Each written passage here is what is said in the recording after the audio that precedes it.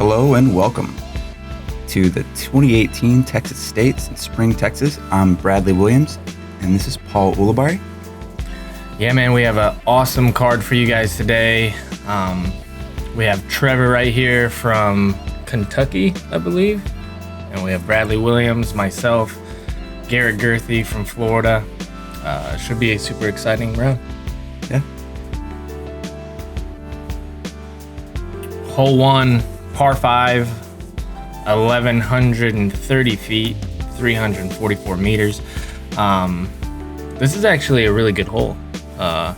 Starting off the round, you have OB on the left. I think we had like a right to left crosswind, so a few of us took an alternate route, but yeah, great starting hole. What do you think he's lining up? Wraith, Destroyer? Probably a destroyer, I'm guessing. I mean, for those of you who don't know of Garrett Gurthie or who Garrett Gurthie is, he's, you know, just coming back on the tour this year. He kind of took a little hiatus for the last couple of years, and, you know, he's known as one of the biggest, longest throwers ever to play the game, honestly. Yeah, and this right to left wind, Garrett really hung it out there and got a great position for birdie. Yep. So Trevor's taking the high hyzer. It's a good play on this hole to just get a good drive off and stay in bounds and work from there. Yeah, you know, it's just a safe play. The way that the wind was, I felt like it was kind of, unless you had like super distance like Garrett, it was kind of pulling you to the out of bounds line on the left. And so after Trevor made it look pretty easy, I followed suit and I did the same thing. I really like the height you had on this hyzer. It got you way back to the fairway, giving you a good, nice look. Yeah, I got a really good read from Trevor. I was focused on height here, but it looks like I played it out a little too wide. I'm not going to get as much carry back to the fairway. But I feel like on this hole, it's more of the second shot that's, you know, super important. So right here at this distance, you can play short of the bunker, which I'm trying to do. Just wasn't able to control the angle. Oh, wow, yeah, just barely leaked out of bounds. Like I said, that the wind that we were having was just kind of pulling you to that left side. Mm-hmm. And so after taking that read from you, I decided to go down the right side in between these two trees. Now there is OB to the right where that other basket was, and there's OB in that bunker. So it was actually a pretty good shot to get where I was, even though I kind of got pinched on that bunker tree. Yeah, hole 17's par 4 plays right along hole 1. So if you're able to give yourself a little bit more room to the right, you can just skirt it over the bunker here, as Trevor does, and set up for the birdie. Here's Garrett. Maybe thinking eagle. You know, it's crazy how far he throws because, like, he was a good 100 feet in front of everybody. And that destroyer, I think it was a destroyer, that just kind of gave up on him. It was that left to right wind, right to left wind, and it just, you know, he put a little too much spin on it, and it just dove into that cut roller. Yeah, I was very surprised. This short golf course cut, the cut roller, is going to be an issue. Yeah, you're definitely going to need to be in control of your angles. There's the flag just whipping. Probably 15 mile an hour wind, maybe up to 20. Yeah. And Trevor's just playing down the right side of this fairway kind of the whole way, and that's the trouble with that is it's a little tougher. You got to keep it super low. Now, Paul's drive wrapped around the front of the tree, and he had a standstill stance here for the birdie, and this is really good body control, giving himself a look for bird. Yeah, I didn't have a lot of room to move, and I got lucky that the wind kind of died down, and I was able to put it like circle's edge. Routine upshot from Garrett. Using the wind, bringing it back to the pin. That's a good save. Trevor with the hair flowing. A little bit of James Conrad in him, maybe? Yeah, I like it.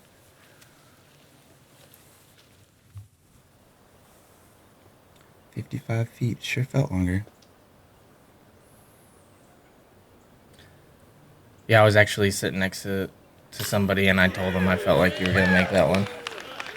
Yeah, I'm sitting there not wanting to take a 6 on the first hole. Get the nose up, give it a chance. Just believe you can make it. For some reason, I felt like this par 5 was playing way harder than it was for other groups. I talked to a few other people, and they're like, yeah, no, we had 3 4s in our group. And I'm like, what? Like, I felt like I did everything right, to get this birdie. That's a nice putt. It was a good way to start the round, get a little momentum going forward. Yeah, you can tell it in your face. You're happy to get that birdie. Strong showing. Nice putt by Trevor. Taking the par. Yeah, I haven't played a lot with Trevor, but I have played with him before, and he's got a solid all-around game. Hyzer flips and straight shots. He uses a lot of flippy discs as well, and he's a great putter.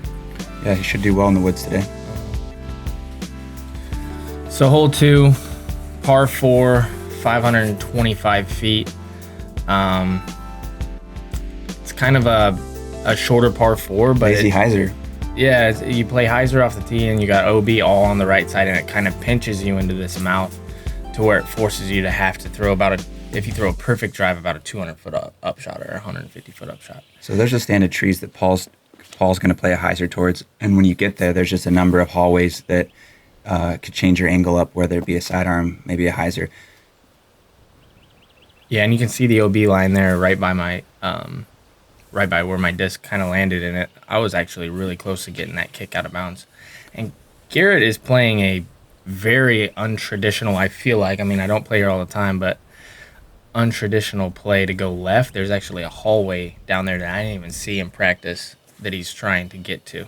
Yeah, I saw him walk that shot in the pre-throw, and someone asked him if he was going big, and he said maybe.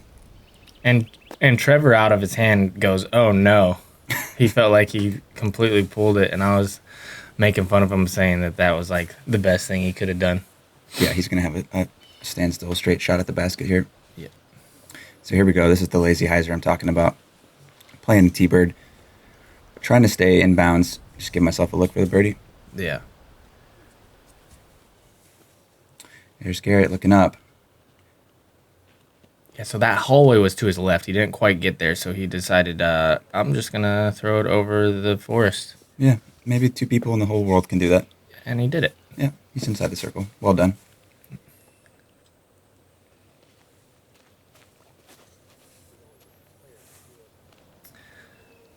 So were you pinched off right there? Or were you trying to get it into that group of trees, or did you have a shot to actually make the gap?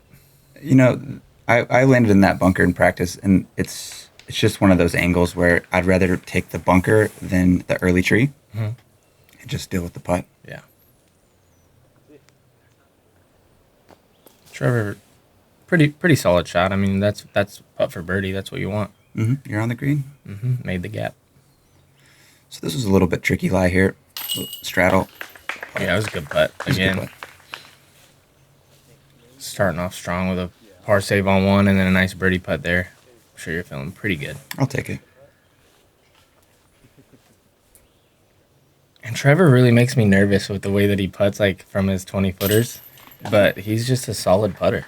Yeah, he's not using his legs really. He's just focusing on perfect wrist execution, which, it's not my preferred stance for the tester putts. As you can see, Garrett throwing over the forest and landing, but in tap-in range. Yeah, that was good. Man, there's Paul showing I play the hole the best, guys. What are you doing?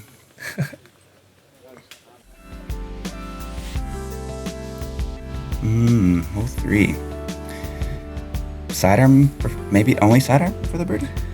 Yeah, I feel like sidearm's definitely the best play. I mean, you have this gap right here that the drone's about to go through, and you want to be flexing from right to left through that and then flexing back. And I actually skipped this hole because I forgot a disc on the hole before in practice. Mm-hmm. So when I got back, I thought I threw this shot really good. And it's just a way further hole than I thought. I mean, it plays actually pretty far. Paul takes the first tree out of the equation, and he's just waiting for that 35-foot skip back. Just didn't get it. And Garrett's not typically a sidearm player, but as you can see, this hole kind of forces you to throw that sidearm. And here's that really flippy play that I was talking about with Trevor, and You're just hoping for a 50-footer at that point. Yeah. Hit the gap with the backhand, and then you're pretty much happy. I feel like it looks a lot wider than it actually is in real life. So this is a little bit different play. This is a T-bird instead of an overstable flex, and I'm just hoping for a perfect straight shot. Yeah. Just didn't get it. And that just got slammed. Yeah, you can see the leaves coming in from the right. Did you miss your height, or did it just get slammed? Just came out of the hand and never had a chance, really. And this is something that Garrett's becoming known for, is he uses a Sonic for his upshots. Yeah, he's been doing it for a number of years. Yeah, and he even sometimes putts from like outside the circle with it, which really isn't typical. It's like almost a traditional catch frisbee. A lot of people go for the jump putt, and Garrett just makes a little athletic toss. I just decided to throw a spike hyzer onto Trevor's disc. That's my run. Good play. Thanks.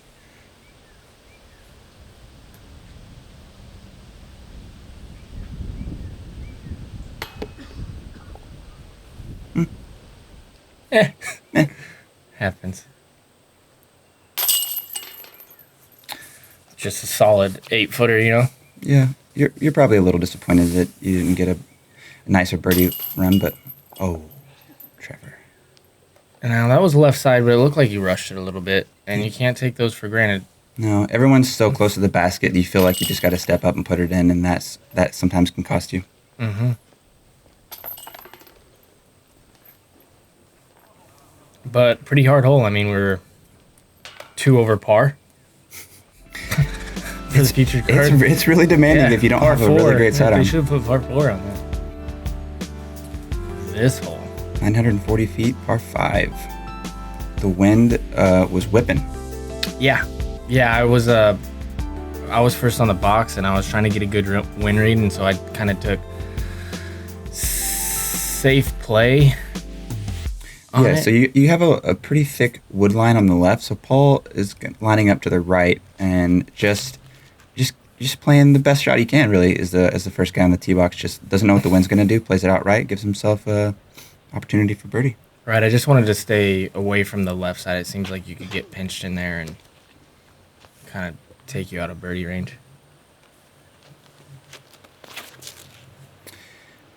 And initially, right here, out of his hand, I thought this was just going to get sucked into that wood line on the left, and it flattened out and went so far and straight.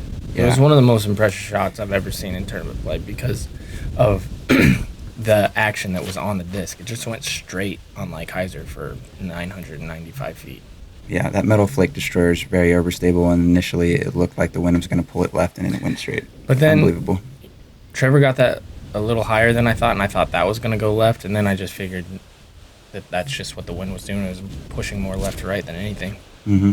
So I took a similar line to Trevor and just hoping for decent distance and good fairway shot. I feel like with the headwind here, it makes it for a really good hole because it's really tough to get over into. And so you have to play, to where you have a 250-foot shot into the green because of this out-of-bounds green. So I thought it played really, really good. So these guys are playing to the left side of the screen and giving them a clean hyzer approach to the pin instead of a straight shot, which is a pretty good play. Yeah, very good play.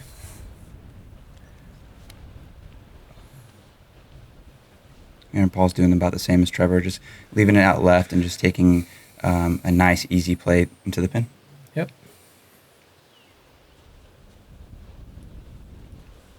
For eagle. Yeah, and he was throwing Firebird there.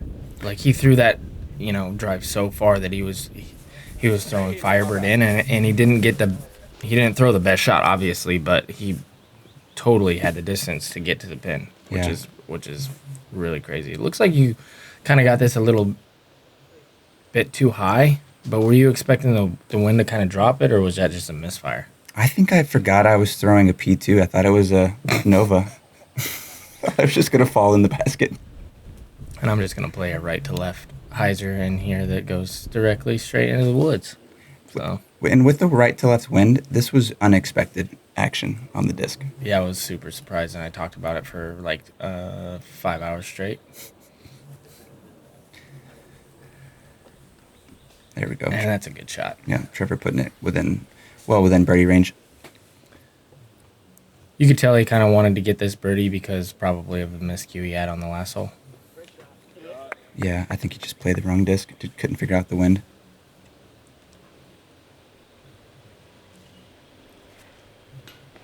That was a good pin. Yeah, I mean, there's a little drop off, and I was kind of being a little, kind of a wuss. Yeah, speaking of wuss. I didn't commit at all. I'm like, I don't really want a bogey. Nice putt. Yeah, that's good. That's a good birdie. So we'll have 3 pars, 1 birdie.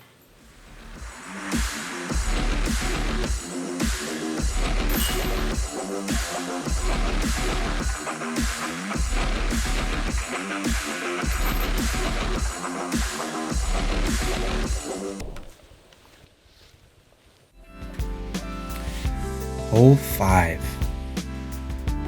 I don't like this hole.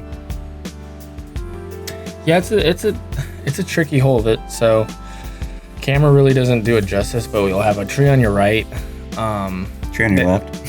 Well, the tree on your right really makes the gap narrow, to where it like kind of gives you anxiety because it's right off, like where if you were to hyzer flip something like a mid range or something, it's like right where you'd want to do it. And then the other trees are a little further, so we'll see Garrett throw a perfect shot through this little hallway. Yeah, look at the gap. Look how small the gap is. 2 people wide.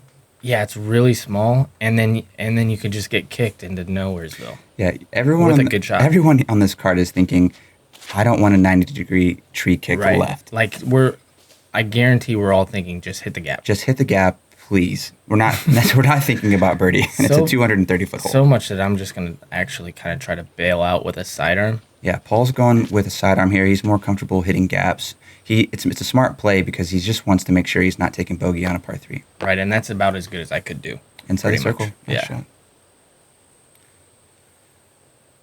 So this is the opportunity when you're on the bottom of the box, you just need to let go and just not try to control it. Right, and you hit it perfectly. And it's right about this moment where Garrett's like, go in the basket. And I'm glad that I got to see this because I was off to the right, and I didn't get to see the initial flight. I just saw it go in, but that was just perfect the whole way. So when I released it, I had hit the line that I wanted, and then Garrett thought it was going in, and I was like, you know what? I think you're right. Well, you're known for being deadly accurate in fairways like that with mid-range Novas and stuff like that. So I don't think I was too surprised, but still to ace that hole is incredible. Yeah. Wow.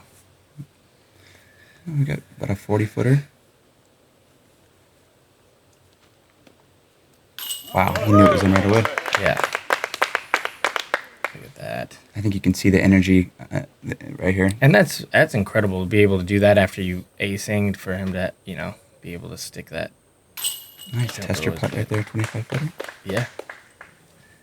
Yeah, that's probably one of the tougher par 3s on the course as far as birdie.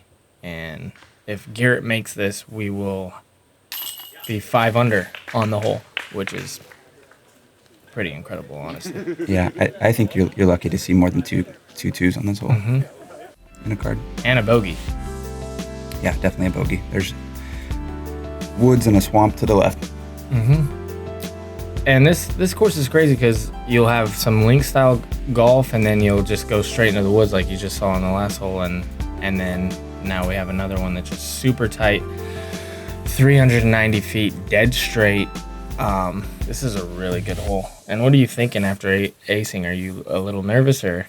There's the typical you ace and then you take a 7 on the next hole. So I was thinking, let's just bite off half the fairway and then just get up and down for the par. Yeah, smart. Yeah, it's better than a 7. It's way better than a 7. Oh man. Yeah, this course keeps you on your toes. Yep, and Garrett's throwing, I believe, a Thunderbird right here, and he just absolutely fillets that fairway. I mean, he goes a little deep, but that was picture perfect. Yeah, nothing could happen to it. I think the average player is probably going to be 25 short. Yeah, it's just Garrett's 35 long. And it's crazy because when he throws, and Trevor pulls it a little bit, and good kick though. When he throws, it looks like he's throwing 35, 40, 50%, and the thing just comes out. Yeah, 390 feet looks like a 290-foot shot for him. And here I am with my Spikeiser play again. Just make sure you hit the gap and go in the woods. Pretty good. I actually got a lot further than I thought I was going to get out of my hand. So Trevor not really hitting it hard because there's rough on the right, gets the nose up, and it's a little bit more of a putt than he wanted, but still putt for par. And from the tee, I didn't think you got buried that much, but you were actually pretty... I mean, that wasn't an easy shot by any means. I was very fortunate to have enough room to get a sidearm out of there. Oh, yeah. Spikeiser putt. I've been working on that, and I need to work on it more. Oh, man. Garrett not hitting But metal. that's the Sonic. Was it? Yeah. Wow. All right, Trevor. Nice putt. Yeah. Dead center. He's a really great putter. Outside the circle, inside the circle. Even with that close stance, I mean, that was all wrist, really. Mm-hmm. So many different styles, and that's a good putt. I mean, 22-footer after everything that happened on the last hole, and I guarantee you're thinking, just don't bogey, just don't bogey. Yeah, you'd like to be closer, but still good putt. Yeah, Garrett cleans up his par, and really didn't get rewarded for how good of a shot he had. No, that was a fantastic drive. It's hard to keep a disc that straight for 390 feet. Bunch of good pars, though. I mean, that's definitely, even with a good shot, you could bogey that hole pretty easily if you get a bad kick or something. So, Oh, for sure. hole 7, par 3. Par 5, par Yeah. 10. Is it really a par 3? This, guys, I don't know if you're going to be able to see from camera, but I don't know what this hole is. It's basically you throw it about 200 foot to the kink I'm throwing a cut roller off the tee. because it's like And almost that's great. Yeah, that was a perfect shot. That's perfect. It really is. So it goes kind of from left to right into the perfect landing zone and then directly left. And Garrett's just throwing your traditional play of a really good turnover down the fairway, and Looks like a mid-range. and he still caught something. And Trevor's throwing a super flippy disc that he loves this. I think this is a glide, actually. Yeah, so you've got to keep it wide and still get a sharp turn. So this hole's very demanding. And I'm trying to play a cut roller as well. Because you can get it. If you land it good enough and get through all those, Yeah, you can get to the pin. with that spin and angle that you saw there from Paul, he could have easily been within 20 feet of the pin. That was textbook. Nice shot. Yeah. Easy par from there. A little bit of a misfire here from Garrett, but Kind of got through. kind of got through. Yeah. He could have caught early, but he'll be happy with that putt.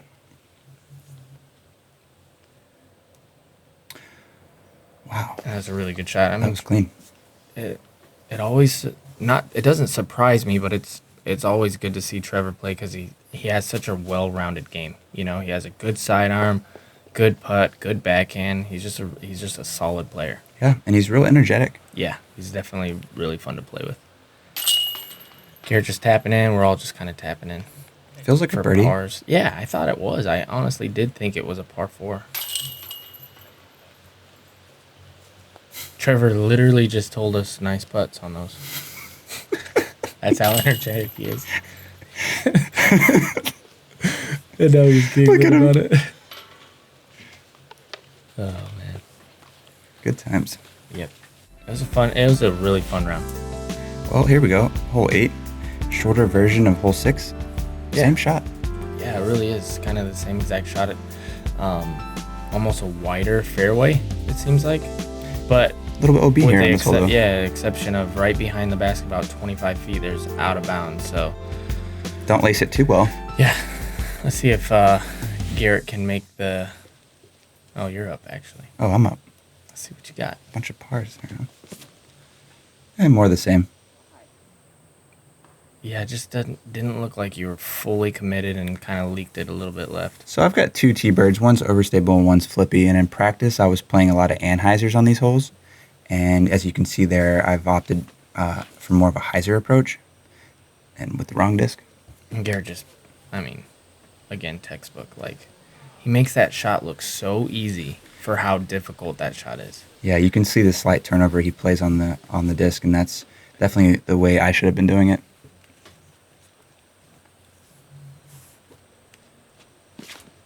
A little lucky here. We get halfway down the fairway. Yeah, I'm He'll sure be he's with happy. that. Yeah, happy with that from the misfire there. F5? Yeah, Looking for a hyzer flip, looks like. Yep. And I threw it just like you. I threw it on hole 6, and I made a nice correction on this one to kind of flatten it out. Gave it just enough power to flatten out, and wow, good result. Yeah. Almost got a little metal. The look of focus. Whoops. Actually, guys, it looks like a whoops, but I was really happy just to let go of the ding disc and just let it fly. I had a pinched off line, and I didn't want to. I was happy with that, actually, surprisingly. Trevor has all kinds of putts. Running jump putts, standstill, feet together putts. I think when you have long hair, it just opens the door for all kind of putts. That's a good point. And that's a great par save. Outside the circle. Yeah, I think that that's that type of situation, just being happy with the throw that I had with the Innova, even though it was a miss. Yeah. I was happy that I executed, and it gave me a little bit more confidence going into that putt. Garrett makes a nice putt here. This is a good one to get. Yeah, 22-foot putt, good speed. Looked calm. Mm-hmm. Oh, so easy. I didn't get a good putt from Trevor, though. And Trevor getting the par, I'm sure he's happy with that. The little misfire. Here we go, hole 9. So the traditional play for a backhand is to play the right gap. You want to miss the far right tree and then fade, and then you can see the bunker to the left.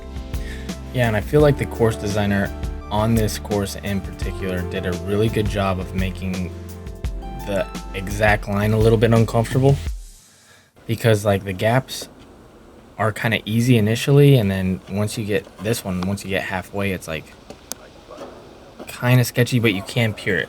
So the tree that Garrett hit is the tree that everyone is aiming if you're throwing a backhand, and you're hoping to get the fade just in front of it. I mean, a foot in front of it. If you fade out a little too early, you're going into the left bunker.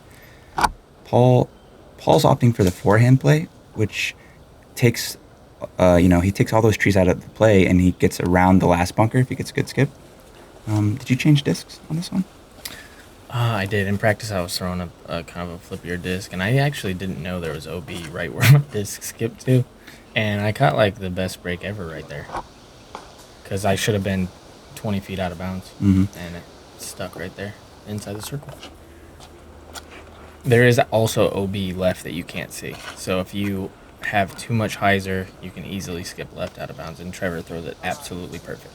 Yeah, Trevor opts for the low ground skip, which allows him to keep the disc flatter and not get the nose up, and he was able to penetrate the last bunker and looking for easy birdie. Here's Garrett Sonic. Look at this. This is just years of playing disc golf. This is years of playing catch. You can see that he's been a frisbee player for his whole life with shots like that. And that was just dead center, right on the stripe. And halfway there, he started running. So I had a little bit of a look here. Wasn't able to get the nose up with the right to left. Ooh, that's a nice ball. Yeah, that's definitely a bonus birdie with how bad I threw the shot and how lucky I got to stay in bounds. Yeah. So I really wanted to make that one. Pretty good. 3 birdies at a par. Well, here you have it, guys. Front 9 is concluded. Garrett Gurthie and Paul Ulibarri playing very solid with the front 9 tied at -5. Trevor and myself both have a bogey, and we're back a little bit, but not too bad. We played pretty well. The back 9's going to open up a little bit, and we should see some pretty good scores. Yeah, join us for the back nine, guys. Stay tuned, and we'll see you soon. Thanks for hanging out with us so far.